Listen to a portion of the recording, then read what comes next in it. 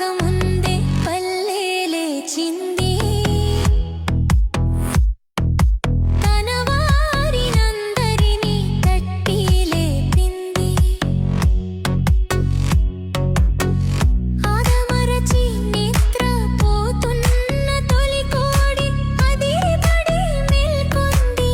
అదే పనిగా కూసింది. తెల్లవారకముందే పల్లె లేచింది. తన వారినందరినీ తట్టి లేపింది. వెలుగు దుస్తులేసుకుని సూర్యుడు తూర్పు తలుపు తోసుకుని వచ్చాడు.